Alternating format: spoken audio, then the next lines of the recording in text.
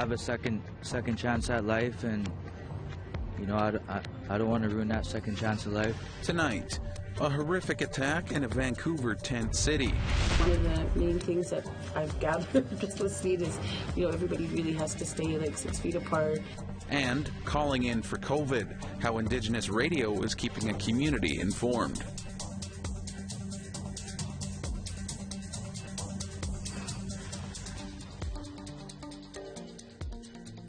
Hello and welcome to APTN National News. I'm Daryl Stranger. The issue of an 8 p.m. curfew and how it affects the homeless population is still causing division in Quebec. Municipal, federal, and opposition governments are all calling for a curfew exemption after Raphael Andre, a homeless Innu man, was found dead near a Montreal shelter just over a week ago. Our reporter Lindsay Richardson comes to us now with the latest. So, Lindsay, this curfew issue is now before the courts, is that right? Yeah, exactly. It's a little bit of a David and Goliath situation here in Montreal, and most of that action played out yesterday when a group of legal aid representatives filed for an injunction in Quebec's Superior Court. They're arguing it's an emergency and that you can't realistically enforce a stay-at-home order on people who don't have any homes to go to. The lead plaintiff in the case is a 38-year-old man with schizophrenia who was ticketed twice last week. So that's 2 tickets of $1,500 each. He does have substance abuse issues and was banned from shelters here in Montreal because of that. So the judge is expected to rule on the injunction order before the end of the week. Lindsay, how is the Premier responding to this external pressure? Well, the first reaction from the Premier when this issue reared its head, after the death of Raphael Andre was if he granted a curfew exemption for the homeless, then people would then pretend to be homeless to avoid curfew. So speaking today during the first COVID presser of the week, Legault reiterated he has a total faith in police. He says there's no proof that the curfew is actually doing any harm. In fact, he believes the measures are actually working. So this is the 3rd day straight that we're seeing a decrease in daily case numbers. And if we continue on that rate, Legault seems to think that we may be announcing a loosening of the measures by next week. So we'll have to wait and see what that means for a possible injunction order if it is granted in court. And Lindsay, with all this going on, what's actually changed on the ground in Montreal since Raphael Andre's death? It's a little bit bittersweet. The intervention workers at the Open Door seem to think that they've been asking for the same things and got no response until Raphael Andre, unfortunately, was found dead outdoors. So since that happened a little over a week ago, they've received what they need to stay open 24/7. So dividers, extra cots, things to really, boost the sanitary measures. And a handful of shelter clients have also actually been vaccinated since the City of Montreal had a vaccine surplus, so that was rediverted to certain segments of Montreal's homeless population that were experiencing a COVID-19 outbreak. And most importantly, at the site where Raphael Andre was found, there are now flowers and notes and memorials popping up. That's something that the family was really adamant that they wanted to see to make sure their son isn't forgotten. And his body was flown home to Mathieu-Macush Lac John in the Côte-Nord over the weekend. There were viewings yesterday and today, and he's expected to be buried at home tomorrow. All right, Lindsay, thanks for this. That's APTN's Lindsay Richardson joining us from our APTN Montreal Bureau. A Vancouver man continues to recover in hospital after being brutally assaulted in a tent city last year. Tina House has this story on his road to recovery and a warning this story may be upsetting to some viewers. I do forgive the people that did this to me, I hope to find a better life and a better perspective at life and not to live in such a negative way. And 25-year-old Carl Sinclair is still trying to heal and recover from a brutal assault that happened on September the 20th, 2020. But he says forgiveness is helping him move on. He says he was only in Tent City in Strathcona Park for about a week and drinking heavily when the horrific attack happened. Doctors have told him that a torch was used to inflict a few of his injuries. This is the big scar right here from the torch. And he tried to burn my heart out, but I guess I was fighting, so it just went across instead with the torch. He was left lying in a tent for about 12 hours before someone called 911. Sinclair doesn't remember the attack and woke up in hospital to discover that doctors had amputated his left leg up to his hip due to lost circulation as well as an infection that had set in. The infection's gone right now, so I'm pretty happy about that. He nearly lost his left arm too. This is the big cut I have right here. Tendon damage. I had a torch right here. A big hole right here. It's healing pretty well. So they had to take a bunch of muscle out, muscle memory, because I slept on my hand. So a bunch of dead muscles are in my hand.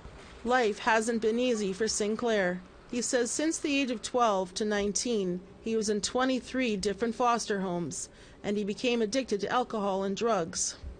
After the assault, his mother didn't hear from him for a few days and called around and found out he was in the hospital. Well, when I walked in, I was in shock, I think. I broke down and I went over to him right away. He was waking up every few minutes traumatized. He kept trying to fight somebody and he was kicking, and that was really hard for me and heartbreaking to watch that. So far, investigators are still looking for who was involved in the vicious attack. His mother, who currently lives in Lytton, BC, is trying to find a place with wheelchair accessibility for her and Carl to move into so she can take care of him.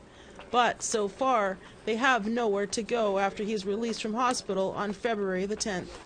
My hopes and dreams are to get connected with my culture, be more spiritual, mentally, physically. I have a second chance at life, and you know, I don't want to ruin that second chance of life. A GoFundMe has been set up to help Carl Sinclair and his family. If you have any information into the brutal attack on Carl Sinclair here in Strathcona Park, you're asked to call the local police. Tina House, APTN National News, Vancouver. In Newfoundland and Labrador, an Inuk woman is running as an NDP candidate in the upcoming provincial election. Her main opponent is someone who once said homeless people in Labrador had chosen their risky lifestyles. Amy Norman is a Labrador land protector. She was part of the resistance against the controversial Muskrat Falls project and was charged for violating an October 2016 court-ordered injunction. However, Norman's charges were dropped. And now she is taking a political run to protect the land. One of her opponents is incumbent Perry Trimper. Trimper is running as an independent after resigning from the Liberal Party when his homeless comments became public. Norman says the people of Labrador deserve better representation. I think we need to just do better, elect better people, and elect people that are going to actually, you know, stand up for Labradorians and who, you know, understand what being an Indigenous person means in Labrador and understand how racism hurts. And it is official. A coalition of Mikmaw First Nations now owns half of Clearwater Seafoods, with the Mi'kmaw owning all of Clearwater's Canadian fishing licenses. Angel Moore reports. The $1 billion deal, partnered with British Columbia company Premium Brands Foods, is the largest Indigenous-led seafood investment, led by Member 2 and Mi'kmaq First Nations and a coalition of 5 Mi'kmaq communities. Chief Terry Paul had this to say about the deal. And our investment ensures that we have financial diversity, and this will allow us to grow our wealth, to continue investing in all aspects of our communities, including our other fisheries. The deal comes just as a treaty right to moderate livelihood fishery was launched last fall, which was met with violence from non-Indigenous commercial fishers who say the livelihood fishery is illegal. Ashton Bernard of Eskazoni First Nation is a lobster harvester. It's not illegal. The Canadian government says, you know, they recognize our right to our moderate livelihood. Well, let us sell our fish then, you know? So I'm hoping with the Clearwater deal, they could, you know, buy our fish.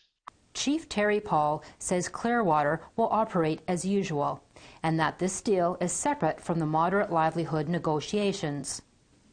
The acquisition of Clearwater Seafoods allows us to invest in an industry that is well known and celebrated by our communities, and that's fishing. Angel Moore, APTN National News, Jabuktuk, Halifax.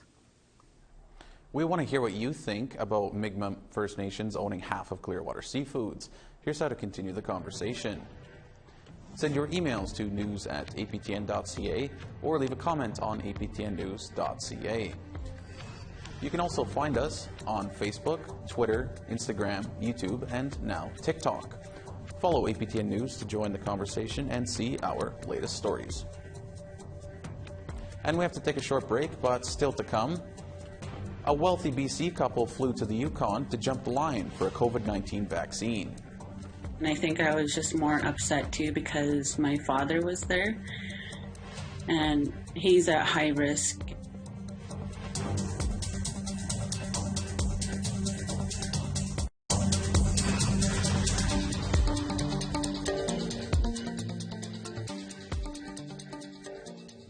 Welcome back. Today, the Prime Minister gave an update to the COVID-19 pandemic, and he announced more help for small businesses and stricter non-essential travel rules are in the near future. Trudeau also commented on the possibility of further limitations of COVID-19 vaccines coming from Europe, as the government continues to face criticism over its vaccine plan and the shortage of doses.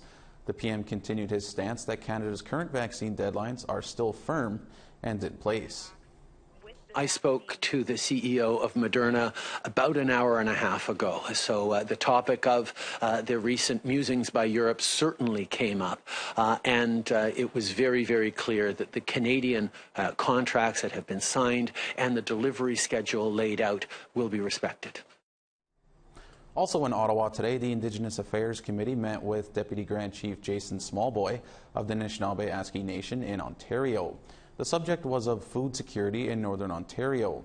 Chief Smallboy said inaccess to healthy foods is not only unhealthy, but also traumatic and demoralizing for his communities. We support a systems change, placing emphasis on the traditional culture of food within communities and the significant role it plays in not only physical health outcomes, but mental health outcomes. And we understand that land-based foods play a critical role in the diets of many. But these practices are becoming a luxury for many families that do not have the means to go out on the land, or for those with whom the knowledge of country foods has been lost. Our communities are eager to make change for themselves, but they need financial support. People who live at the White River First Nation in the Yukon are expressing outrage after a pair of wealthy Vancouverites traveled to their community to jump the line on COVID vaccinations. Here's Sarah Connors with that story. Ronge and Ekaterina Baker flew from Vancouver to Whitehorse on Tuesday, January 19th. On Thursday, January 21st, they chartered a flight from Whitehorse to Beaver Creek, a small border community with a population of 93 people. When they arrived, they went straight to the mobile COVID-19 vaccination clinic. It was almost this sense from the charter company that they thought that these people were helping with the vaccine clinic. John Stryker is the minister in charge of the Yukon Civil Emergency Act. What I'm told is that there was a couple which came into the clinic and said that they were working at the motel in Beaver Creek. The Bakers were able to get vaccinated because the clinics accept out-of-territory health cards, as some residents don't have Yukon health cards. One of them had an Ontario healthcare card and one had a British Columbia healthcare card, and they just presented themselves as local workers. The pair later raised suspicions after asking for a drive back to the community's rarely used airport. The mobile vaccine unit, the Togo team, they decided to call the motel just to ask about these two people. And the motel said they didn't know who they were. The vaccine clinic alerted Civil Emergency Act officers who tracked them to the Whitehorse airport as they were preparing to leave the territory. They were both ticketed and charged for failing to self-isolate and for failing to follow their signed declaration. Their fines totaling $1,150 each. 55-year-old Rodney Baker was president and CEO of the Great Canadian Gaming Corporation, receiving a salary of over $10 million in 2019. He resigned on Sunday. 32-year-old Ekaterina Baker is a Russian-born aspiring actress. Now, members of White River First Nation are expressing outrage, not only because the bakers got vaccinated, but because they also could have put community members at risk. Like White River citizen Bessie Chassays, who was at the clinic when the bakers were there. And I think I was just more upset too because my father was there and he's at high risk. White River First Nation Chief Angela Dermott wrote in a press release yesterday, "How dare these two privileged multimillionaires come into WRF in traditional territory and the small community of Beaver Creek, Yukon, and lie to medical professionals, putting our community at risk to jump the queue." Quanah Giuseppe Vandermeer is another member of the First Nation. I'm pretty shook up about that. I don't know how they were able to just charter a flight in to an airport that's rarely ever used. He says the millionaire couple's punishment isn't harsh enough. No, I think it should be much larger than that, considering they put this whole community at risk. Beaver Creek RCMP are investigating the incident. The Yukon government says it is looking into other ways to prove residents live in the territory besides health cards, so an incident like this doesn't happen again in the future. Sarah Connors, APTN National News, Whitehorse. Thanks for that, Sarah. That's definitely something to keep an eye on. We have to take one more break, but coming up, a community in the Northwest Territories dealing with COVID-19 is spreading warm messages across their local radio station. That, bringing the community together, for me, that's what it's all about, making sure everybody kind of stays together, stays strong.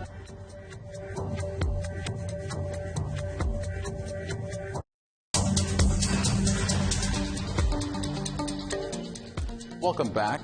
The Northwest Territories have been able to keep COVID-19 at bay, especially in the smaller communities. But as cases creep into Fort Liard, Northerners are quickly responding, getting their messages across in one of the most trusted mediums around. Charlotte Moore-Jacobs brings you this story. Hi, good afternoon. I'd like to welcome everybody to the Saturday Request Show is a staple in households across Denendeh. That, bringing the community together, for me, that's what it's all about, making sure everybody kind of stays together, stays strong, and I never get to hear myself, so it's a good thing. Myra Conrad has been here for the better part of 20 years. Some things never change. Hello. Can you hear me? Yeah, I could hear you. Switch my phone from last week. I don't even think I went on last week, or did I? No, I haven't heard you in a few weeks. CKLB Radio is an Indigenous station. So, as the 500-person Dene Métis community of Fort Liard deals with COVID-19, it only makes sense to do what they do best. This campaign is about people across the territory offering support to family and friends in Fort Liard. Messages come from near and far. We have Chief Norman Nicolaya. And I want to say to the elders, Chief Hope, Mayor Daneron, and the good people in Fort Liard, that the Dene Nation stands with you all. And we ask that you continue to keep safe by following the COVID guidelines. The Dene values of sharing to help each other is so much needed now at this time. On January 20th, Fort Liard reported 6 confirmed cases with 50 people in isolation after one case led to a community cluster. All residents are in good recovery and the community is under a 14-day local containment order, prohibiting gatherings and closing schools and non-essential businesses. But Conrad says everyone who phones in understands the severity. Everybody really wants to follow the guidelines, the COVID guidelines.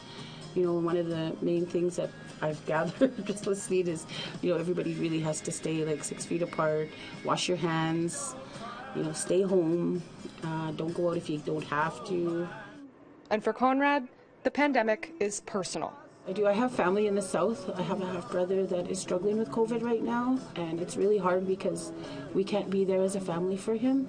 I can't even go visit him, even if I wanted to, like I do really want to let him know I'm there for him, and I can't go, I can't travel out of the north. While the ways Northerners support one another have changed, I know Fort Liard, they love Jody Jones, so anything by Jody Jones. NWTers will get through it together. I should have called, okay. Yeah, that's one of the good Dene songs.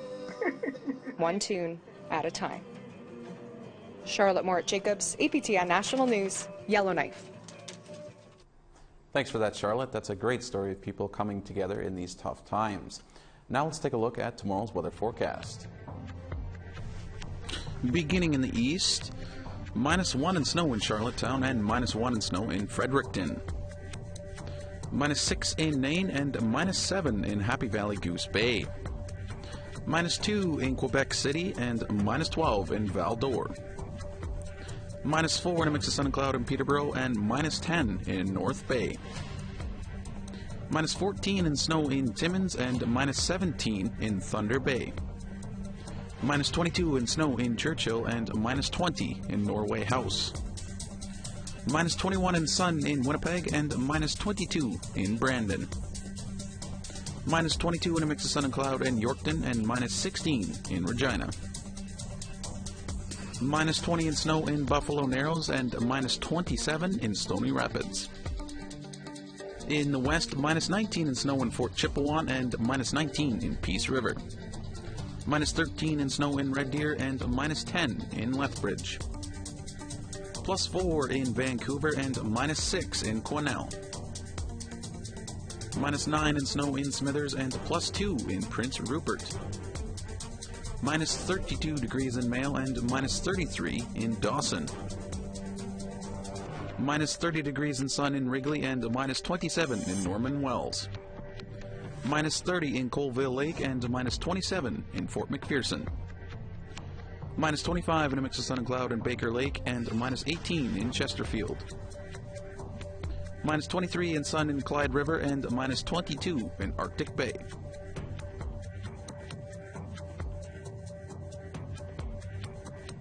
Red Music Rising is a new record label for Indigenous artists, and it was announced last August. It's a partnership between Coalition Music and APTN and is owned, managed, and operated entirely by Indigenous individuals.